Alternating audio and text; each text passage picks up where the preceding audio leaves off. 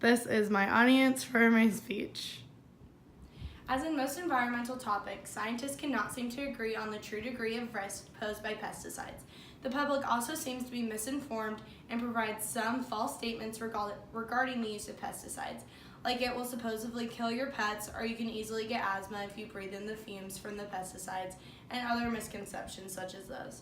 No one seems to really value the continued use of either natural or synthetic pesticides.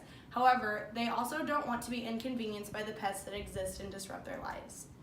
So, do the risks of pesticides outweigh the bothersome burden of the insects and weeds on your patio party or other large outdoor event?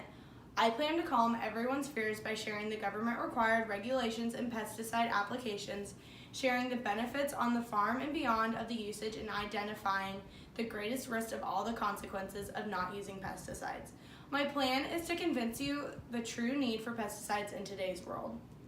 First and foremost, it is important to understand that there are about 25 species of plants worldwide. Of these, 3% are weeds that ultimately become 200 to 250 major problems in regards to producing the world's food supply. In addition, farmers have to deal with about 500,000 species of insects that enjoy feasting on crops.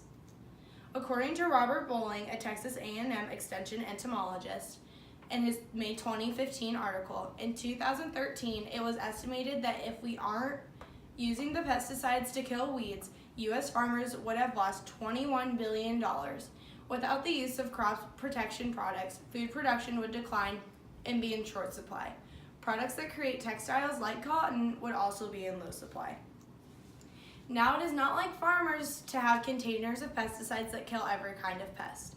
Eric Duty was quoted in an article by Bowling that the truth about crop protection products is that the farmers use specific products for specific uses at extremely specific amounts. Farmers have taken many factors into account to determine which field requires which type of chemical, and many calculations are made prior to the pesticide application.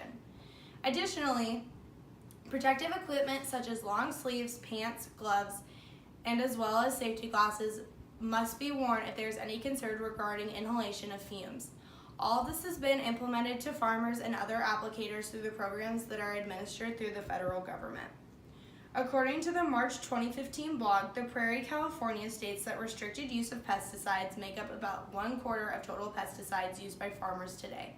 And that classification means that they must only be applied under the direct supervision of a trained applicator. An applicator is someone who has a license to purchase and apply the product. These applicators are required to keep a very specific record of their pesticide applications. This means that the application of pesticides is not random or haphazard, but is very well monitored. There are many benefits of pesticide use to the agricultural community and the general public as well. As I stated previously, crop production increases when pesticides are appropriately applied. However, they are also a large benefit to livestock. Livestock is constantly bothered by insects, which can greatly worry them.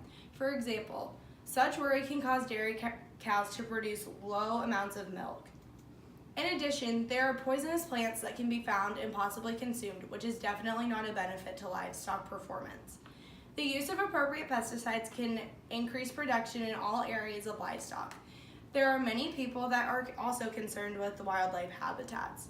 Jerry Cooper shared on an article in 2007 stating that pesticides are necessary to preserve these areas.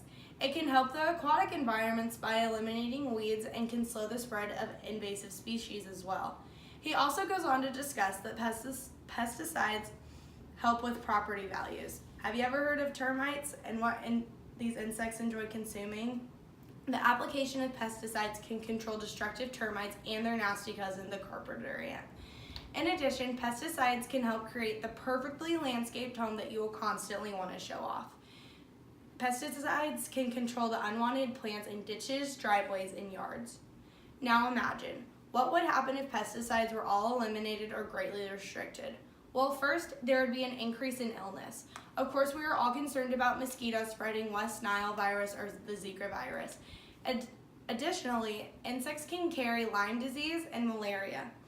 Let's take a look at some of the health concerns that pesticides can prevent. For example, the pesticide known as chlorine, which also may be considered a chemical, is added to water in a lot of communities to help the harmful bacteria. Cooper and Dalton, in their National Resource Institute online article in 2004, stated that many disinfectants are pesticides and are used in our daily lives to control harmful and dangerous diseases that can be spread by a variety of pests. Herbicides also keep us safe. The Department of Roads and Transportation sprays for weeds around intersections to help control the weed population that could get out of control and cause reduced road visibility or water runoff that could cause increased amounts of hydroplaning.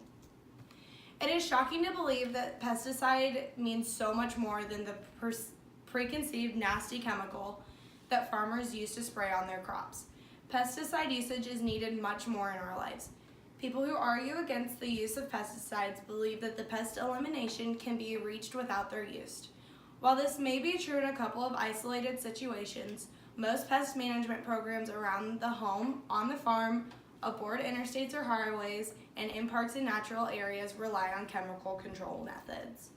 Without these products and their continued government support, the realistic regulated usages, farmers and non-farming individuals will never reap the benefits of pesticide usage and will only experience the consequences unfolding pesticide super controls. In the argument of the usage of pesticides and the unnecessary evil, I am convinced that the usage of pesticides is extremely necessary, and I hope I have also convinced you to believe the same.